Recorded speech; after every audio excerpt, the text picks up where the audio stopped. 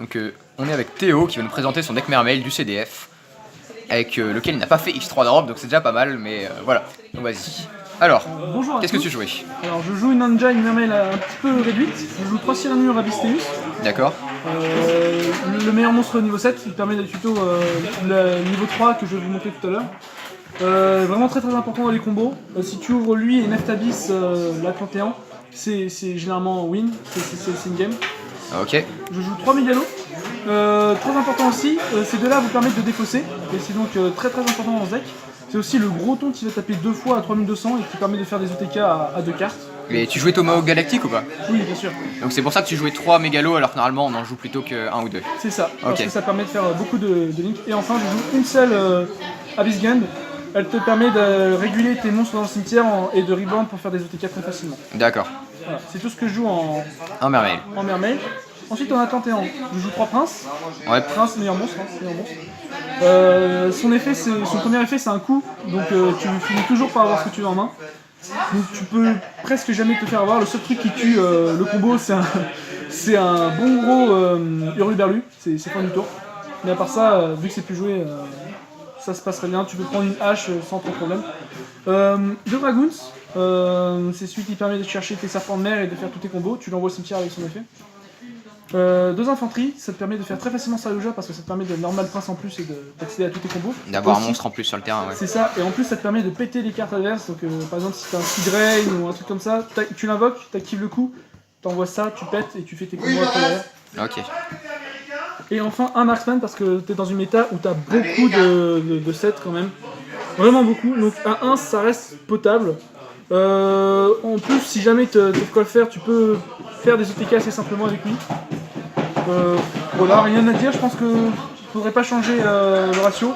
Bon, si Dragoons revient à 3, j'en connais un qui partira pour entendre Dragoons, mais à part ça... ok. Je joue encore une autre engine. Donc, alors, tu joues une engine frog du coup? Très réduite aussi, seulement 3 grenouilles démons et un crapaud samouraï. Ouais, pour pouvoir défausser, c'est ça? Pour pouvoir défausser, mais c'est surtout pour pouvoir avoir une frog et pouvoir jouer de manière safe après, parce que tu peux faire ça sans avoir un normal. D'accord. Et donc, du coup, après, tu peux normal activer ton effet, résoudre et one-shot le mec après ou faire un board dégueulasse. Ça te permet aussi, avec les niveaux 4 et avec les niveaux 2, de faire très facilement beaucoup de grenouilles. Okay. Et les crapauds d'Ilic, mine de rien, c'est pas si facile que ça à passer. Voilà, en autre monstre haut, parce qu'il faut un maximum de monstres hauts, je joue 3 Gameciel de Kaiju. D'accord, pour jouer second. Pour jouer second, je préfère jouer second avec ce deck. Je peux tout à fait prendre le premier parce que je fais donc, du coup généralement au moins une grenouille et un 38. Ok. Ça permet, tu peux le spé avec Saluja pour donc ensuite faire des gros combos. Par exemple faire 38 avec le monstre suivant, Moulin Glacia. Moulin Glacia il permet de défausser 2 de la main en face, il est tutorisable, assez facilement invocable dans ce deck là parce que tu gères facilement ton cimetière. Et avec les deux, tu vas pouvoir faire 38 et donc pas trigger son effet négatif. Et ah oui, qui scoop la battle phase, d'accord. Donc du coup tu cours avec un monstre à 3000 qui est magique, qui pourra aussi gagner des attaques et qui permet de protéger des togs, donc c'est vraiment important. Ok. Je joue aussi une Gypsy Diva, elle est K1, je sais pas si j'ai joué vraiment à plus, parce qu'elle prend toute la end-trap du moment et c'est un peu dur. D'accord. J'ai déjà perdu sur une âge bien placée quoi. Ok. Alors ça c'est pour les monstres. Ça c'est pour les monstres hauts. Pour les monstres hauts, d'accord. Ouais, après vu que je préfère les seconds, je joue 3 H, 3 ogres et 1 Veiler. D'accord. Donc t'as choisi de pas jouer Muren pour éviter de brick. Ouais, c'est ça, c'est le conseil d'un ami qui m'a dit de jouer plutôt plus de N-Trap plutôt que Muren. J'ai testé, les deux fonctionnent. Maintenant, je pense que je vais virer une ogre et lui utiliser ses effets pour prendre des Grals à la place. Des Grals? Ouais, parce que Abyssolaire premier tour, c'est très dur à passer. Hein. C'est très dur à passer. Mais les 7 N-Trap, ils ont bien fonctionné. Je les ai pas eu. J'ai eu une seule fois mes N-Trap pendant le CDF. Et le seul moment où j'ai eu une hache, il y avait un Mano Iwato en face. Donc j'étais très content. Je les ai pas piochés autrement de tout tournoi. D'accord. Ensuite en magie, attention, tout ce que vous allez voir est limité à 1 sauf une. Un Rayuki, un Upstart pour pouvoir jouer à 39. Ouais. Un 1 pour 1 pour aller chercher le prince. Un sous-charge. Un Monster Reborn. Le garnet du deck. Cette carte là reste quand même assez intéressante parce qu'elle est tutorisable avec Migalo. Et donc, elle permet de faire l'OTK avec 2 cartes. Et surtout, elle annule une magie, ce qui permet de faire des gros boards à base de 2 Todd numéro 38 et ça. Bon, ce que j'ai fait, la personne a les scoops, mais elle a fait, je vais quand même toucher pour voir. Bon bah, petite sœur de rat plus tard, je n'avais plus de board. Mais ça, c'est le jeu. Je pense que je vais quand même la changer pour mettre celle qui fait les pièges à la place. Parce que j'ai quand même pas mal d'annulation de magie par le biais de 38 et des frogs. Mais je perds contre Evenly Match. Evenly Match est apparu de nombreuses fois. Okay. Et je joue 3 pièges aussi, parce que j'ai vraiment envie d'aller second et que je me suis pris plusieurs fois des torrentiels à -6. Donc je joue 3 Red Reboot, je n'ai pas pu avoir avant le CDF, mais c'est vraiment des game changers. Ça vous permet de win, en fait, tout simplement. Vous pouvez pas perdre face à, quand vous avez ça. Donc Red Reboot pour jouer contre tous les decks qui sont pas magiciens, et contre magiciens, les N-Trap. Contre magicien, je rentre 3 ogres directement, okay. Les ogres ils vont en side. D'accord. Alors maintenant, pour le side deck. Le side deck, alors, vu que j'ai quand même un petit peu de mal à passer tout ce qui est Eidolon et ce genre d'infernoïdité, je mets 3 lancers artefacts, parce que c'est quand même une belle saleté. Ouais, on peut rien faire contre, et si on la prend, on a perdu en général. Ouais, et puis aussi contre Blanche et les 60 cartes, c'est bien. Généralement, le mec fait grâce, tu fais ça et c'est fin. Ouais, pour voir la main adverse aussi contre Invoked. C'est pas mal du tout. 3 codes, j'hésite à les rentrer, hein, vraiment. Parce que 1 pour 1 et Diva, H plus tard c'est fini. Mais je les laisse en side, je vais essayer de les rentrer à la place des ogres pour voir. Je vais voir, peut-être 2 en main à la place des 2 ogres qui restent. Ensuite la carte qui était ma win condition et qui m'a fait gagner chaque fois que je l'avais en fait, Twin Twister. Terriblement puissant. Contre Altergeist c'est free win, c'est vraiment free win.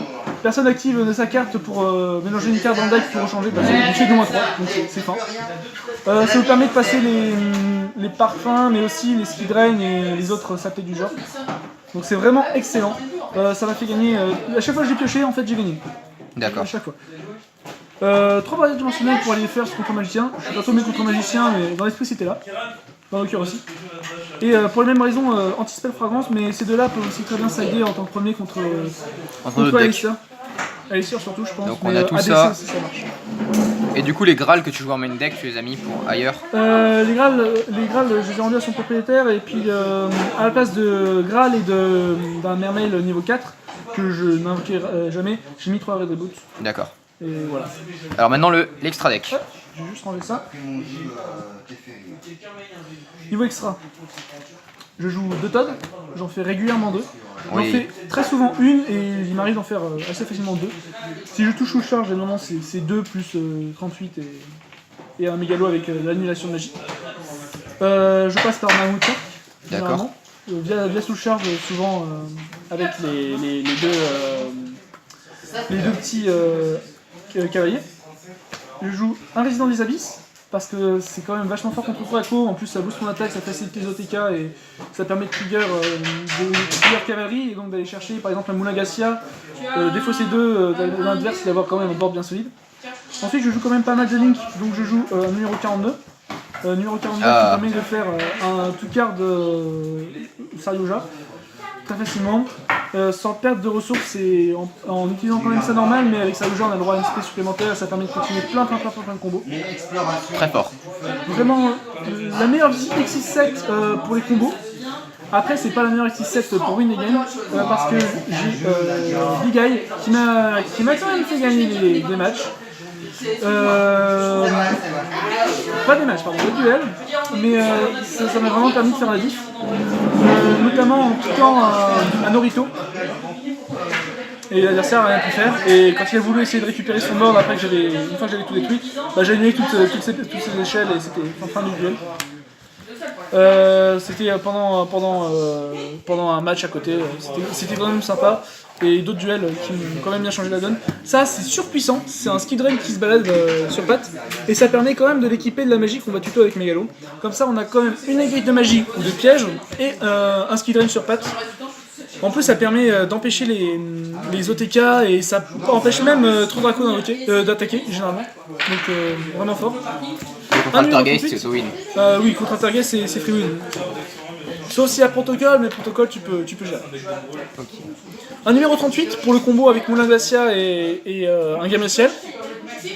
Aussi que tu peux faire avec un Big Eye, si jamais tu arrives à toucher un monstre en face. Par exemple, j'ai remonté toujours contre le même magicien en side event je vais remonter je vais piquer sa fusion.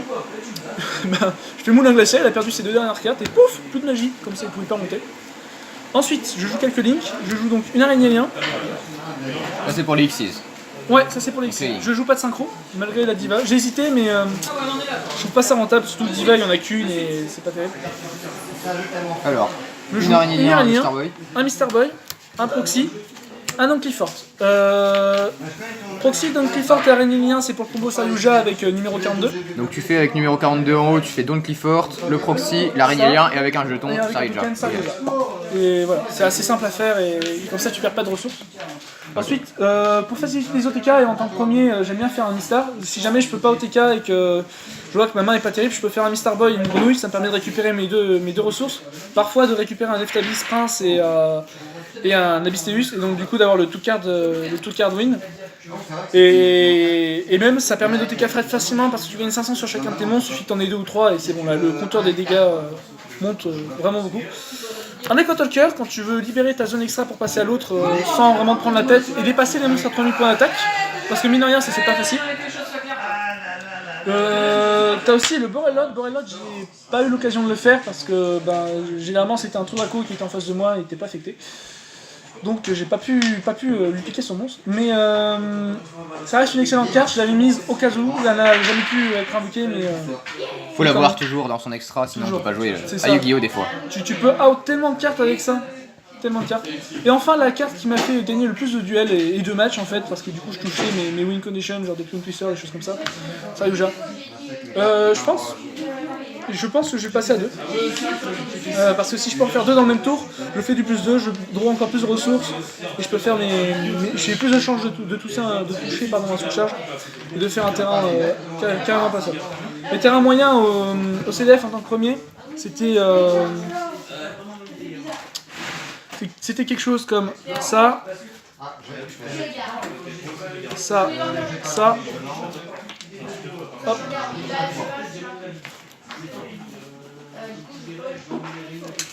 Avec ça sur le côté et avec le petit gardet qui faisait plaisir. Bon. Ça, quand tu prenais pas trop de N-trap ou autre, ça arrivait assez facilement. Tant donné que j'ai fait presque que des match-up des mages, j'avais très rarement des N-trap. C'est pour ça que j'aimais bien les seconds. Ce problème, c'est que la seule fois où j'ai réussi à vraiment faire mon combo parfaitement, j'ai fait ça plusieurs fois, hein. Mais la seule fois où j'ai réussi à toucher les bonnes cartes et tout, la personne m'a fait une sphère de rat et j'avais déjà plus de ressources, donc il me restait plus que ça sur le terrain, le mec est remonté assez facilement. Mais ce terrain mis à part, ce terrain se fait assez facilement, pardon, et les sphères de rat et les Event Match mis à part, c'est vraiment pas mal. Je me suis fait Event Match, double calice, et j'ai perdu là-dessus. Mais voilà. Ok, un dernier mot. Louis, il était un excellent capitaine, pouce bleu. Merci. Du coup, c'était la team Third Red Duelist pour un deck profile de Mermail du CDF 2018.